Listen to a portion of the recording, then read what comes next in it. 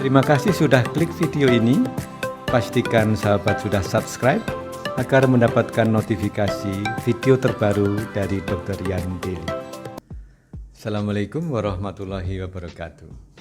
Sahabat sekalian, bertemu kembali dengan saya, Dr. Yan. Bahasan mengenai KB hari ini kita lanjutkan. Topik hari ini adalah bagaimana memilih KB yang sesuai. Sahabat sekalian, kita atau saat ini tersedia banyak metode atau pilihan ber-KB. Artinya ber-KB dalam konteks banyak cara kontrasepsi yang dipilih. Seperti sesi sebelumnya, sudah saya jelaskan bahwa KB itu bisa yang sifatnya tanda kutip alami, misalnya pantang berkala, kemudian atau istilahnya kalender dan sebagainya, atau ada yang hormon, ada yang secara mekanik, ada yang pil, ada yang implan dan sebagainya. Nah, ternyata tidak semua metode KB itu appropriate atau sesuai dengan seorang wanita atau seorang pasangan. Jadi melihatnya juga pada satu orang wanita sendiri atau kadang-kadang juga sesuai tidak untuk pasangan tersebut. Saya akan mengambil contoh seperti ini. Seorang yang misalnya baru menikah, kita mulai yang masih baru menikah, maka tentunya pilihan KB-nya, kalau toh misalnya dia ingin menunda kehamilan, berbeda dengan orang yang sudah punya anak satu misalnya, atau sudah punya anak cukup, anaknya sudah dua nggak pengen nambah, tentunya pilihannya berbeda. Nah, sudah kelihatan dari sini bahwa memang seorang dokter atau mungkin bu bidan atau dokter kandungan yang melayani KB harus memberikan penjelasan dan arahan mana KB yang sesuai. Kita mulai misalnya adalah seseorang yang baru menikah. Tidak semua, walaupun sebagian besar, bahwa pasangan yang baru menikah pengen segera mempunyai anak. Rata-rata memang pengen segera, tapi bisa saja karena satu lain hal, mungkin karena terpisah atau karena mesti menyelesaikan pekerjaan atau belajar, kita postpone dulu gitu misalnya. Kita tunda dulu untuk punya anak. Nah, KB yang dipilih tentunya adalah KB yang sifatnya jangka pendek, bukan metode kontrasepsi yang mantap. Saya balik sedikit, apakah kontrasepsi yang sifatnya mantap atau lama? Misalnya adalah tentunya yang gampang sekali tidak memilih yang metode operatif KB steril laki-laki dan perempuan sebagainya. Tapi juga mungkin tidak memilih misalnya KB IUD misalnya. Kalau KB IUD kan rata-rata setelah dipasang bisa bertahan sampai 5 tahun. Kalau menunda hanya beberapa bulan kan sayang kalau dipakai. Kemudian juga misalnya tidak memilih KB yang implan, yang susuk, karena sekali dipasang juga bisa sampai 3, 4, 5 tahun. Sehingga dari sini kelihatan kalau untuk pasangan yang baru menikah, kalau toh misalnya mau menunda kehamilan, maka pilihannya adalah yang sifatnya hanya temporer. Apakah itu? Misalnya metode kalender. Jadi sekarang dengan pemahaman yang lebih baik, masyarakat rata-rata sudah bisa diberikan pemahaman bagaimana menghitung masa subur. Nanti ada sesi tersendiri kita bahas bagaimana cara menghitung masa subur. Nah, prinsipnya bahwa masa subur pada seorang wanita itu hanya kurang lebih sekitar 6-7 hari di dalam 1 bulan. Sehingga pada masa subur itulah dihindari untuk berhubungan seksual yang memungkinkan kehamilan. Seperti itu. Atau misalnya metode yang tanda kutip alami tanpa memakai alat atau obat, misalnya coitus interruptus. Jadi maaf kalau berhubungan seksual, bibit dari laki-laki spermatozoa itu tercampur di dalam semen. Semen itu apa? Semen itu cairan mani. Jadi hanya sebagian kecil dari cairan mani itu berisi spermatozoa. Itu ketika berhubungan, pada akhir berhubungan tidak dimasukkan di dalam alat kelamin wanita, tapi dikeluarkan di luar. Nah, itu salah satu pilihannya kalau misalnya seseorang pengen menunda. Nah, pertanyaan selanjutnya adalah, bolehkah menggunakan alat KB hormonal? Ini jawabnya adalah boleh, tapi hati-hati memilih. Kenapa demikian? Prinsipnya pada seseorang yang menunda untuk punya anak, tapi belum punya anak, itu pilihlah metode KB yang ketika dilepas, di stop, maka kesuburan segera pulih. Bagaimana menilai kesuburan pulih? Adalah ketika haidnya langsung kembali teratur. Jadi kalau seseorang wanita haidnya teratur, itu sudah bisa disimpulkan, walaupun tidak selalu, bahwa siklusnya adalah ovulator. Siklus ovulator adalah siklus ketika dalam 1 bulannya diikuti oleh ovulasi, diikuti oleh keluarnya sel telur. Nah, ketika berhubungan pada masa subur tentunya baru bisa hamil. Nah, pilihlah KB yang tidak mengganggu siklus haid. Contohnya apa? Contohnya adalah pil KB kombinasi. Jadi pilihannya kalau hanya menunda sesaat adalah pil KB kombinasi. Apa yang dimaksud pil KB kombinasi? Pil KB kombinasi adalah pil KB yang isinya hampir mirip keseimbangan hormon seorang wanita yang normal. Saya ulangi bahwa pil kombinasi KB kombinasi adalah pil KB yang isinya hormon, yaitu 2 hormon, estrogen dan progesteron, yang isinya mirip dengan keseimbangan hormon wanita normal, tapi diatur dosisnya sehingga tetap haid tapi tidak terjadi ovulasi, tidak keluar sel telur. Nah, pil KB kombinasi ini begitu dihentikan dalam selang beberapa bulan, seorang itu akan kembali haid tetap normal, karena memang kalau minum pil KB kombinasi itu tidak mengganggu pola haid. Haidnya tetap berjalan seperti sedia kala. Nah, ketika tidak diminum ya sudah, bisa aja 1 bulan 2 bulan berikutnya sudah subur lagi. Nah, ini penting karena beberapa kasus saya sendiri pernah menangani, sedikit tidak tepat memilih metode KB-nya sehingga tertunda proses pengen punya anaknya. Nah, yang hati-hati tadi apa? Sarannya adalah sebaiknya tidak menggunakan KB yang sifatnya depo. Apa itu KB yang sifatnya depo?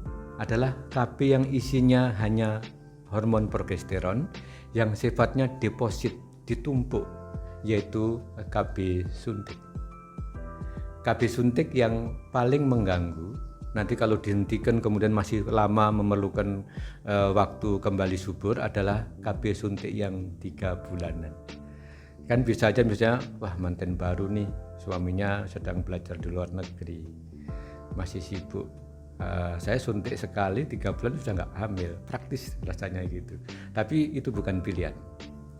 Nah, yang masih tanda kutip mending, artinya tidak terlalu mengganggu keseimbangan hormon, adalah suntik KB yang 1 bulan.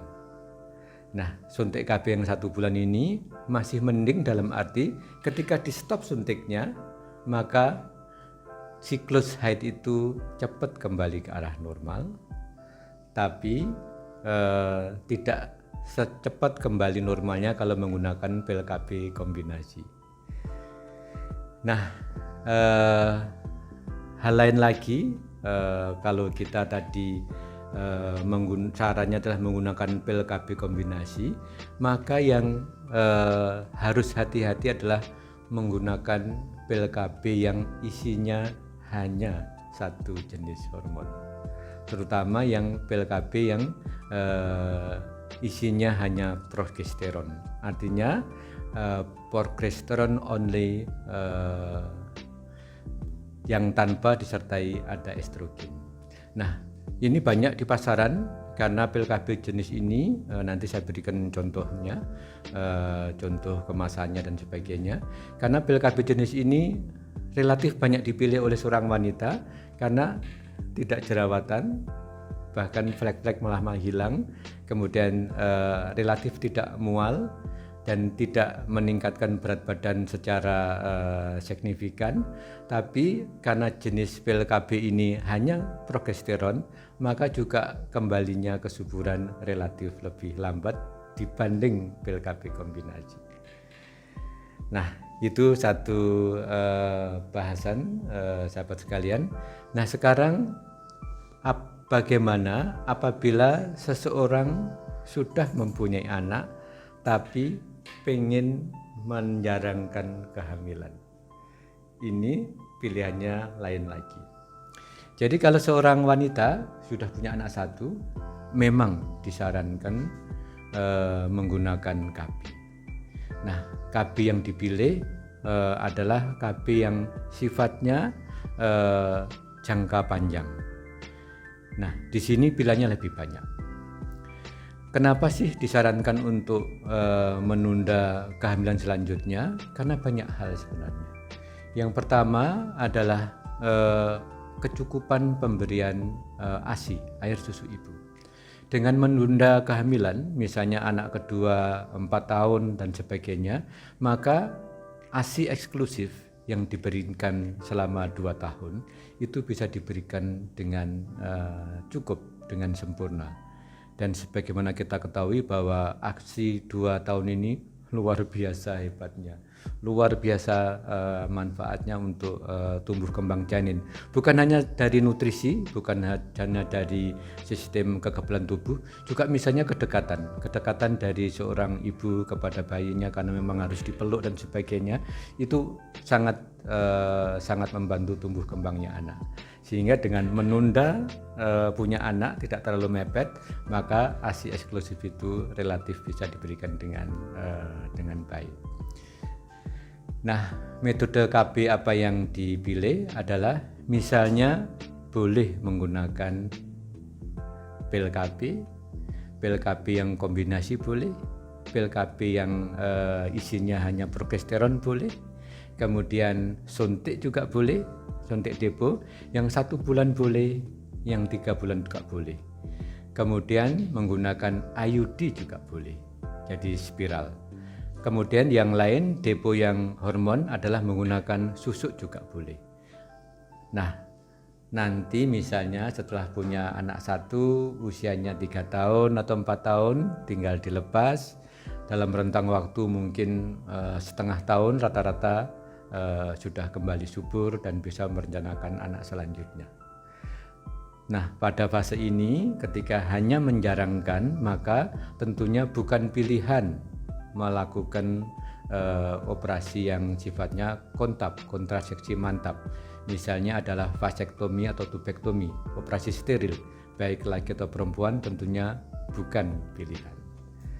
Nah, yang lain lagi, tahap selanjutnya adalah bagaimana kalau seseorang sudah anaknya cukup ya 2 saja, atau mungkin bahkan sudah 3, atau mungkin malah sudah 4. Kemarin saya ada pasien anaknya 4, jadi anak 4 itu zaman sekarang tuh rasanya sudah kayak wow gitu banyak.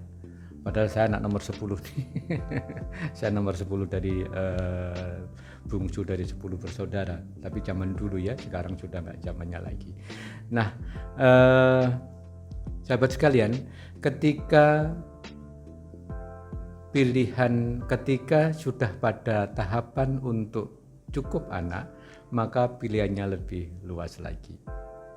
Suntik boleh, pil boleh, IUD boleh, implan atau susuk boleh, bahkan kontrasepsi mantap juga boleh. Nah, kita bahas yang terakhir, kontrasepsi mantap steril. Kapan diberikan? Sarannya adalah setelah anak yang kedua keluar dari masa balita. Jadi setelah bawah 5 tahun, jadi setelah 5 tahun atau mungkin 4 tahun baru disarankan untuk kontrasepsi mantap. Kenapa sih? Karena kalau masih balita itu bagaimanapun masih rentan terhadap suatu penyakit, khawatir kalau ada apa-apa anaknya ternyata baru 1 atau cuma 2, mau nambah lagi setelah operasi mantap jadi sulit. Banyak pertanyaan, nanti kita bahas pada sesi sendiri. Apakah bisa sih kontrasepsi mantap itu diperbaiki, disambung lagi saluran tubanya yang sudah dipotong atau diikat? Nanti kita bahas pada sesi selanjutnya. Nah, yang terakhir adalah apakah diperlukan KB sampai mendekati masa menopause? Ini penting, walaupun bukan terlalu terkait dengan program punya anak atau tidak, menunda atau tidak, karena ternyata obat-obat KB ini terkadang diperlukan untuk seseorang menghadapi masa perimenopause. Dan juga bagaimanapun seseorang masih khawatir apakah saya sudah anaknya 2 atau 3, umur saya 47 tahun, sudah mendekati menopause, saya masih perlu KB enggak, Dok? Ini pertanyaan tidak gampang. Karena ada yang umur 50 tahun masih bisa hamil. Jadi senyampang orang itu masih masa reproduksi, haidnya masih teratur, dia masih aktif seksual, sebenarnya memang tetap harus terlindungi dengan KB. Nah, inilah pilihan KB pada fase-fase akhir mendekati menopause. Nah, pada fase ini tetap pilihannya banyak, dan salah satu yang bisa digunakan adalah pil KB kombinasi. Kenapa demikian? Karena dengan pil KB kombinasi ada hormon 2, estrogen dan progesteron. Nah, estrogen ini membantu memasuki masa premenopause dan menopause lebih baik. Karena estrogen ini memang hormon utama wanita, nanti biar kulitnya tetap baik, tetap lembut, tetap kenyal, tulangnya tidak keropos, pembuluh darahnya tidak kaku, libidonya tetap terjaga, tidak kering ketika berhubungan seksual dan sebagainya. Nah, ini salah satu hal yang bisa dikonsultasikan terkait pilihan KB pada fase-fase menjelang menopause. Sahabat sekalian, kelihatan sekali bahwa bahasan mengenai KB ini bisa banyak hal, sisi-sisi menarik yang akan kita bahas pada sesi selanjutnya. Demikian, semoga seri ini memberikan manfaat. Silakan ajukan pertanyaan atau pengalaman Anda, nanti akan kita bahas pada sesi ASMI, Tanya Dr. Yan.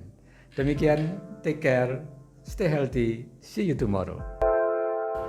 Mari dukung channel ini dengan memberikan like, share, comment, and subscribe.